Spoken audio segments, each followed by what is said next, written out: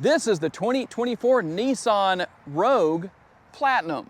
Is it the best crossover SUV? Hey everybody, it's Tom from Vehicle Visionary. I hope you're having a great day.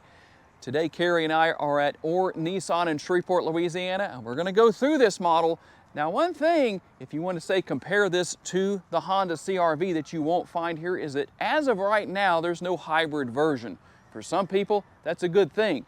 The good news about that is that if you buy the Nissan Rogue, you only have one battery to replace. That's a good thing. If you want to know more about this model, check out the link in the description of the video. We also have links for our t-shirts here if you want to know about that, multiple colors and designs. We appreciate your support. Let's dig in and see what we have on this particular model. LED lighting is going to be everywhere you look. Here are your LED headlights. You have LED low beams and high beams, and just like the Honda CR-V, you're not going to find fog lights, but because of the location of the headlight housing, I don't think that's going to be an issue. And let's see here if I can look through the front end. I can. We have active air curtains right here. You can probably see me waving to you through there. That's actually pretty large for what it is. A nice clean look here on the front end. You have a combination of the black, kind of a shiny black look, and the chrome right here. I think that works in this particular model. As we work our way down towards the bottom, you're gonna have the body color in a few different areas, but where it counts, you don't. Now, I would like to see maybe that be a flat black or matte black finish because you're gonna get a lot more rocks and chips and things right there. It tends to show more damage, but not a big deal necessarily. Upper and lower grille, obviously fully functional. Every vent that you have on the front end, that's functional. It's not something you always see. And depending on your personal preference or needs, depending on if you live in an area where you get a lot of snow and ice, you can go all-wheel drive, but you'll find standard front-wheel drive. Let's take a look at our tire and wheel size for those who may want to know. This model is front-wheel drive, by the way.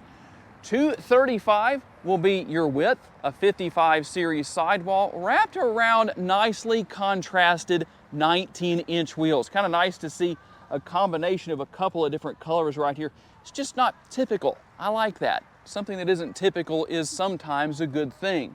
And you'll also find the body colored fender flares right here.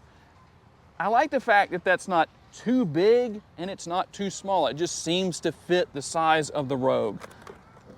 Manually folding side view mirrors, body colored mirror caps, turn signal indicators built in. That's always a plus. That means for those of you who ask about that, if I don't say something about it, you must actually use your blinkers. That's where there's not a lot of people that ask about that. And they're power adjustable, and you will find your blind spot monitoring there. And let's see here, we'll dig into my loaded down pocket and show you the remote here. Lock, unlock, panic button, and right there at the top, you're going to see your remote start. Always a plus. And we have a little bit of a contrast here that really breaks up this exterior color. When you have some silver up here, we've got some chrome on the lower portion down here of the vehicle. Just nice. It accents the body lines down here. I like how this area has the kick up right here. It just has those angles to it. It's just not flat. I like that. It works. And you'll have your roof rails up here. Those are going to be in silver. And at that height, maybe you can even see that you had the panoramic sunroof. Something for those of you who are again saying, do I want the CR-V or do I want the Rogue? Well, you won't get a panoramic sunroof in the CR-V, at least not as of 2024. Don't know what the future holds there. And body color shark fin antenna. Nothing unusual there, or should I say, yeah, shark fin antenna up there. Let me get that right. And our rear roof spoiler. I like that it just doesn't look typical because of the design here. You've got this area in the center. I don't know, just something different. It is functional. It does allow air to flow over the rear of the vehicle when you're driving down the road. Gonna have the rear window wiper. That will work there. A lot of the time I like to see those tucked away up here, but I think in this case it's okay. LED taillights do finish everything off here. And good news, we don't have black letters here. So it's easy to see that Rogue logo right underneath your Nissan logo, and a little bit more silver down here on the bottom. Now, one thing that we're seeing a lot of automakers not do now is have exhaust outlets. I guess I would rather see the lack of exhaust outlets in the case of what most car makers are doing these days is having the faux outlets that aren't even functional. They're just there. What do you think about that? How important is that to you in your car buying decision? Somebody is probably going to say, well, it didn't have exhaust outlets, so I'm not buying one.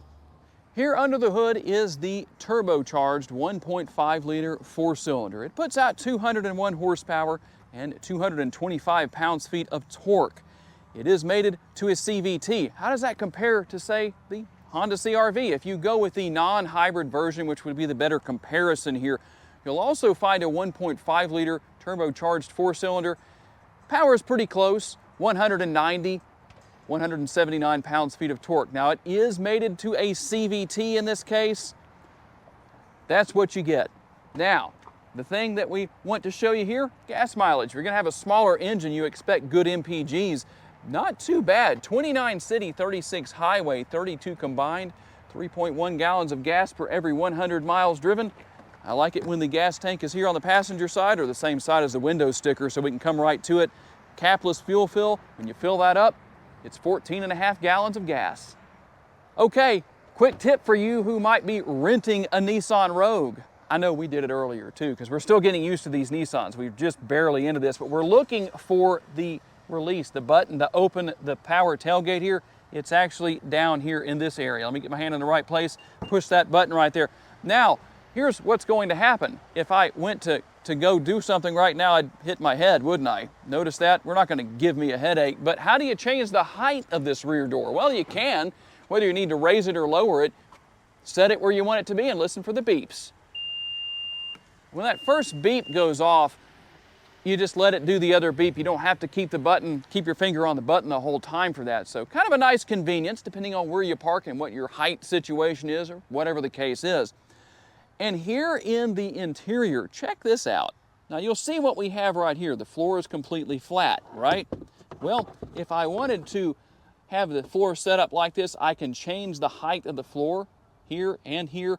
Works out pretty well. I don't know if I can do that right there as easily, but you can see that this part of the floor also goes down. Let's see if we can do this. Since we're kind of hunting and pecking our way through here, I'm not going to worry about trying to do that because we'll waste a bunch of time. But we use the hunt and peck method here sometimes, but you can see what you can do.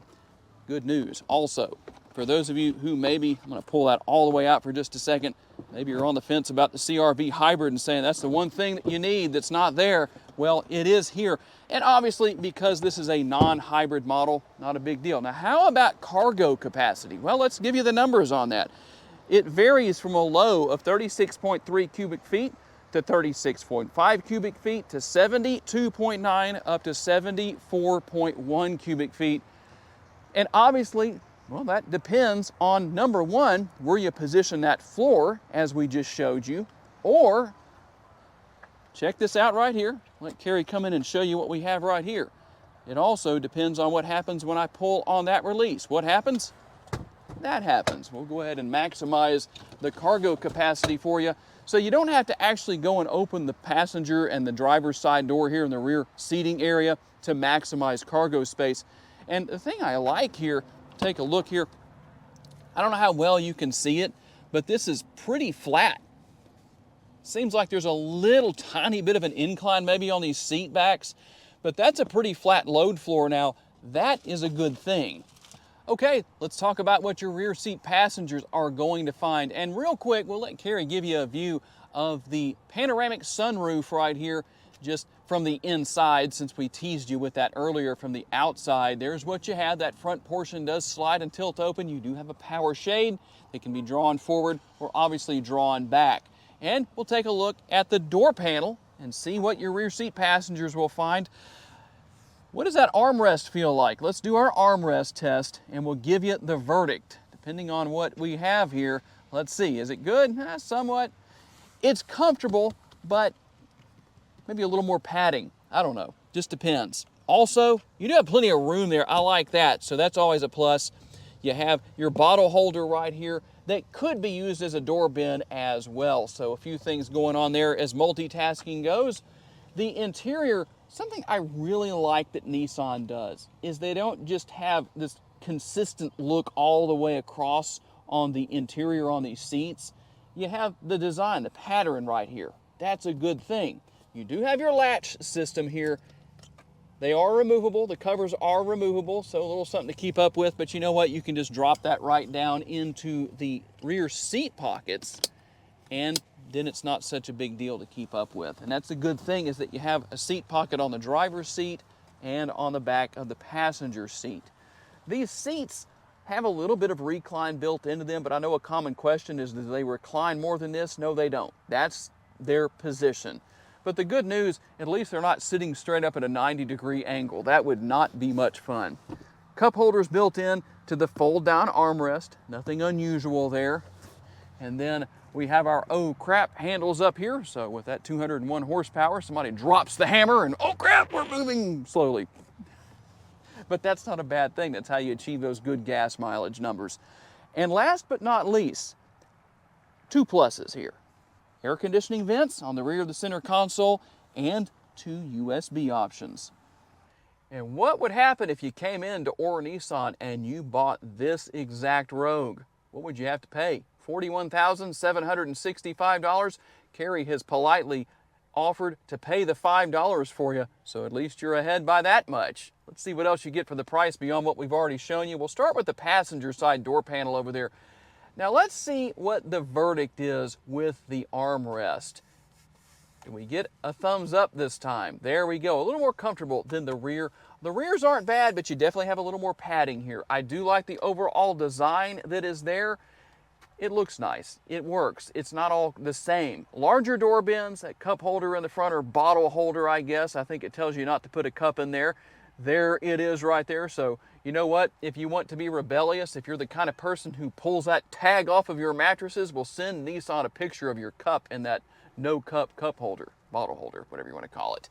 And again, with our seats here, power adjustable for the passenger. That means that the driver's is also power adjustable. That same nice look with the pattern right here. I don't know, that just works well for me. I think that looks nice. It's not typical.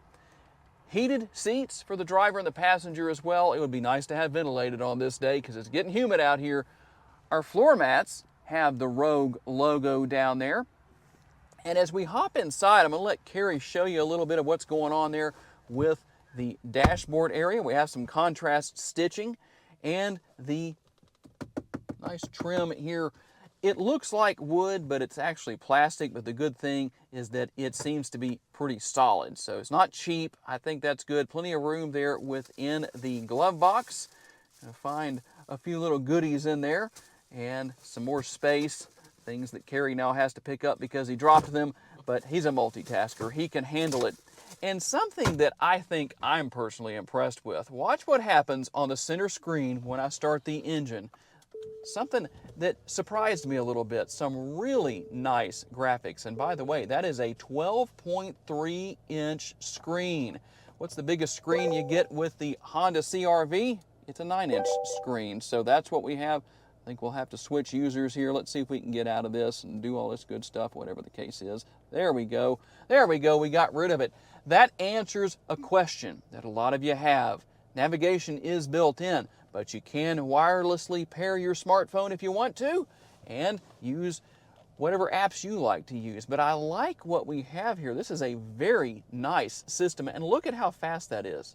It's very responsive to the touch of my hand, or my finger, I should say. That's good. That's a good thing. So you've got everything here. Obviously, you have Android Auto right there. You can see all of your different apps that are here.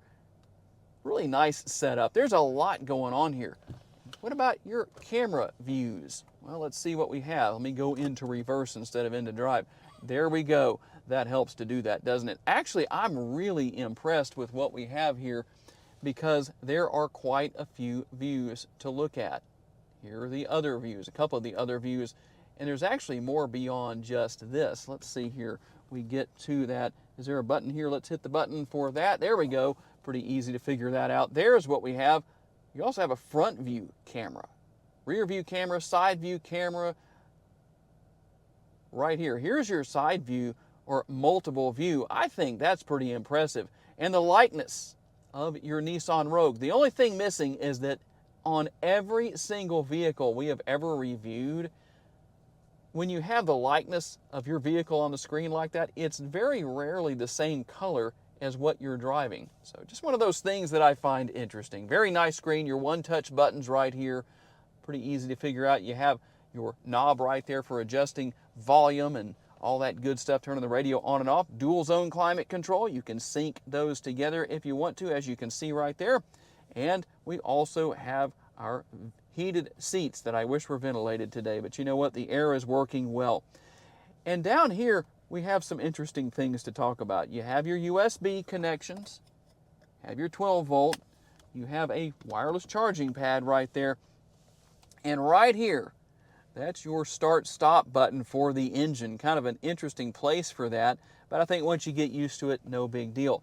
You can easily wrap your hand around that shifter. You can wrap your hand around the steering wheel too, but around the shifter. Easy to deal with, easy to use. You just push the button on the side, go into wherever you need to, reverse, drive, all that stuff. There's your parking, or you're going into park. There's your parking brake, power parking brake. You have your auto hold mode.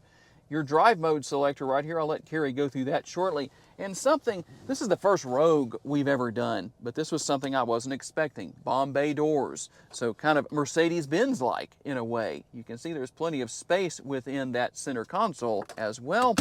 And, well, probably not too bad. It's actually sitting higher than what I expected. Now, one thing I do want to make sure I don't forget to talk about here is the fact that we have a pass-through right here. So nice to have that extra space. Something that we're starting to see more and more automakers do, make use of space that was just kind of sitting there in the past, but not being used. Hey, Vehicle Visionary fans and YouTube watchers, Carrie here at Carrie's Driving Lounge today. 2024 Nissan Rogue Platinum. Let's see what's going on here. I'm not familiar with this vehicle, so let's learn it together. On this door panel here, you have your buttons for your seat memory, 1 and 2 memory. You do not have that on the passenger side. There's your door handle release. Your lock for your windows. You have automatic up-down windows for all 4 windows. Your mirror controls and your adjustments and your door unlock button. You have a lever here to open the hood. You have gas pedal, brake pedal, and a dead pedal there. Let's get inside this vehicle. We have power seats. Let me adjust this seat back a little bit to give myself more room. You have your dimmer switch here for your dashboard. Your automatic on-off for your engine. Your button to push to open your back hatch on your on the vehicle. There's this stability control button. Push that, and steering assist. I meant to say steering assist button, off and on there. Some dead buttons here, so I guess there's some other options this vehicle does not have. You have a lever here for your tilt, telescoping steering wheel.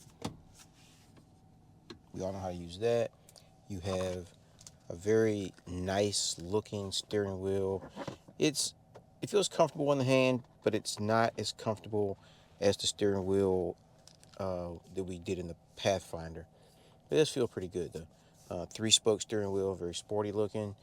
You have a stalk there for your lights on the left side and for your turn signals. Left turn signal, right turn signal. They work. You should use them. You have a stalk on the right side for your wipers, your intermittent, and your squirters for your windshield and your back window. You have a airbag in the center, of course, obviously. Plastic. It's the exact same one I think it's in the Pathfinder. I think it's the same steering wheel also. 3-spoke steering wheel, very sporty looking, as I said. There's your volume buttons for your radio. There are your channel selectors and your menu button for your screen. We'll go over that in a minute. And your wheel to control different options on there. And your back and forward button. On the other side, you have cruise control, set, reset, and cancel, and your telephone activation button, and your button to activate distance control from the vehicle in front of you. But your cruise control has to be on for that to work. And then your safety mitigation button, you push that button and it shows you all the features around your vehicle, blind spot, lane departure, and those type of things there. You have, let's go back to this button right here. You push this button right here and you get different features that you can activate. Steering assist on, steering assist off, which also works by that button there. You can go to different other menu settings, compass, your trip computer, manual reset, all those things there. You use the same wheel inside of that one, and you get different features. Average. Let me see if we push average, what do we get there? Nothing. It just shows average 1 and 2, and tire pressures, compass, radio. All that comes from pushing this button right here, and your distance to the vehicle in front of you, and your other driving features, speed limit, and those type of things there. Up top here we have your roof control button here. You push that button back and your roof goes back. The other way, the roof closes. And then you have the button on the right for your shade. The shade is back now. Push it forward. The shade goes forward. In the Pathfinder, it stops halfway, and you have to push it a second time. Same thing here. It stops, and then you have to push it a second time and get it to go all the way. Even if you hold the button down, it still does not go forward all the way. So just so you know that, in case you. And here's your controls for your interior lighting. Here is the glass holder for glasses or sunglasses. There's a visor, and let's do the visor test on this and see how much of the window it covers. And it covers the entire window. That's pretty good. All vehicles with the visor should cover the entire window. There's an adjustment here for your seatbelt height adjustment. So if you're shorter or taller, it prevents the seatbelt from cutting into your neck. And we have the drive mode selector over here. They call it D mode. Nowhere does it say drive. But you push that button forward or backward for your drive modes. We'll come to the dashboard, and I'll show you how that works. I push the button, and you get Sport, Standard, Eco, and that's all you get for this here. Sport, Standard, and Eco. There's no snow mode, no sand mode, no tow mode. Just Sport, Standard, and Eco, but it's a Rogue, you know. That's all you get for that. And then you have, on this menu button, you can also control how your gauge is set up if you want your speedometer in the front or different things like that. So there's your lane assist, blind spot, emergency assist, and there's a lot of different features in here on this vehicle. There's settings. Let's see what's in settings. You have driver assistance, personal display, your eco mode settings, tire pressure, clock, a lot of different things in here. Vehicle settings, maintenance, customize your display, and language, and you can factory reset everything. Lots of different features in this vehicle. And you can also see on the screen to the right side, the left side there, your button for, or your indicator for park, reverse, neutral, drive, low. If you push the P button, you're back into park again. And we already showed the cameras and all those features there. Very nice vehicle. If you're shopping in this segment of vehicles, this is definitely something you might want to come look at. This is Kerry for Kerry's Driving Lounge again today. Let us know if there's something else you want to see. Go to the channel, like it, subscribe it. See you next time, folks. All right, here we go on our test drive, and here we go over the railroad tracks. Let's see how it sounds. No, not too bad. It was definitely quiet, that's for sure. It seems to be pretty quiet in here on the road, at least in my opinion. The ride quality isn't bad, that's for sure. A lot of the time when you get into a smaller SUV like this, with a shorter wheelbase, you tend to have a little bit more of a choppy ride. It's not bad here. You do have the 19-inch wheel, so a little smaller wheel would definitely improve ride quality a bit. But overall, not too bad. I am pretty comfortable here in the driver's seat. Keep in mind, I haven't really worked that hard to adjust this to where I would have it if this was my daily driver, but I think I could get there. I think I'd be just fine. Overall, fun to drive. It has that little sporty feel to it. A smaller SUV definitely has that sporty feel to it. And the good thing about something this small, especially if you live in an area that is highly congested, you have a lot of traffic and not much space to maneuver around, well, obviously something this size would be highly helpful in that situation. It just depends on what's realistic for your situation. But one way or another, nice tight turning radius. That has many advantages. And as I mentioned earlier, you have the benefit of going all-wheel drive if you so desire to. That way, if you're dealing with all the snow and the ice or whatever the situation is where you need all-wheel drive, well, it's there and it's available. I really have to say that I like what we have here. Our infotainment screen, it's big, It's easy to deal with, and it's nice and fast. We noticed there's no lag to it as far as when you're operating it. Seems to work really well. Let Carrie kind of show that to you real quick as we're going down the road here, because that would be a bad idea for me to do that, wouldn't it? Especially with Carrie being a police officer full-time in the passenger seat. He might be watching for me driving around in my own vehicle later in the day when he's on duty. I like seeing him, but not with his lights on. But overall, this is fun to drive. It's nice, it's comfortable, there's a good bit of space here, pretty much comparable to competitors,